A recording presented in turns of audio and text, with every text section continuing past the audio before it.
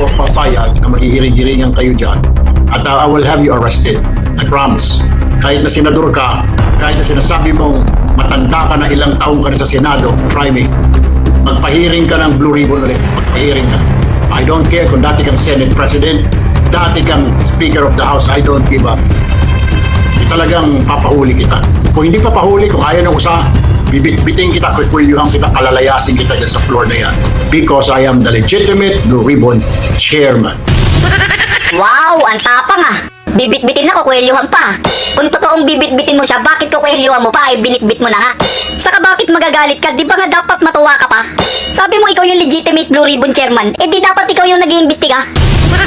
Tapos may sinasabi ka pang bibit-bitin mo? Sinong bibit-bitin mo? Pangalanan mo. Di mo mapangalanan no. Tulfo ka nga. Bunga nga lang yung matapang sa'yo. Bibit-bitin tapos kukwelyuhan baka mo? Hoy, wag mo kaming pinaglololoko. Wala pa kaming nabalitaan na binitbit at kunwelyuhan ng mga tulfo. Ginulping tulfo meron. Sinapak ni Cloud din bago sinakal ni Raymart Santiago. Kukwelyuhan. Kay Claudine nga, di kayo umubre. Yung utol mo, sinapak ni Claudine, halos pumikit yung mata eh. Tapos sinakal ni Raymart, halos maputol yung hininga eh. Tapos si Cayetano, bibit-bitin mo. Yung utol mo nga, babae lang yung kalaban, nablakayan pa eh. Tapos si Senator Marcoleta, kukwelyuhan mo. Walang niya kasubukan mo. Sigurado manghihiram ka ng mukha sa aso. Bibit-bitin tapos kukwelyuhan. Wala nang naniniwala sa'yo. Yung tapang mo nandiyan lang sa bunganga mo. Katulad kay General Rolando Bautista, ganyan din sinabi mo. Sabi mo sasampalin mo siya pag nakita mo siya tapos ingungudgud mo siya sa inidoro. Itong Secretary Rolando Bautista, sino ba itong buang na ito? Pasensya na muna no. Mas kinatao ka ni Pangulong Duterte, lilecturan lang kita. Secretary Bautista, ng DSWD, listen up and listen good. Hindi yung sasabihan mo kami na sumulat muna kayo 5 days, 5 days before. Sino ka bang punyeta ka na kailangan ko pang sumulat-sulat sa'yo? Sagutin mo yung telepono mo dahil ikaw ay DSWD. Ikaw yung Secretary ng Department of Social Welfare and Development. Sampaling kita pag nakita kita buang ka. Walang pakialam kay retired general ka. Ngudgurin ko yung mukha mo sa inidoro. Demonyo ka rin, isa ka pa.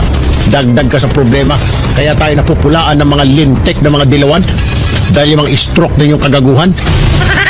Meanwhile, Noong isang linggo, tila nakahanap ang Tulfo Brothers ng katapat.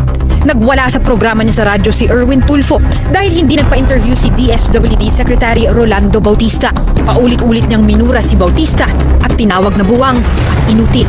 Pinagbantaan pa ni Tulfo si Bautista na sasampalin at ingungud-ngud ang muka sa inidoro. Ayon naman kay Raffy Tulfo, hinikayat niya ang kapatid niyang si Erwin na maglabas ng mas tapat na paghingi ng tawad kay Bautista. Humingi rin si Raffy ng paumanhin sa mga mahal sa buhay ni Bautista na nasaktan sa mga nasabi ng kanyang kapatid. Kanina, muling humingi ng tawad si Erwin kay Bautista.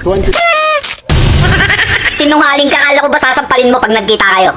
Tapos ingungudgud mo yung mukha sa inidoro. Iba yata yung ginawa mo. Sinungaling ka, lahat ng sinabi mo, kinain mo. Nung nagkita kayo, nagsorry ka tapos kinamayan mo. I don't care kung dati kang Senate President, dati kang Speaker of the House, I don't give up. Talagang papahuli kita. Kung hindi papahuli, kung ayaw ng usa, bibit-biting kita, kukwilyuhan kita, palalayasin kita dyan sa floor na yan. Because I am the legitimate Blue Ribbon Chairman. meanwhile, Nagsorry si Senator Erwin Tulfo sa Cayetano Block kasunod ng pagbabatayang ipaa-aresto sila. Giit ng senador, nadala lang siya ng damdamin sa mga nangyayari.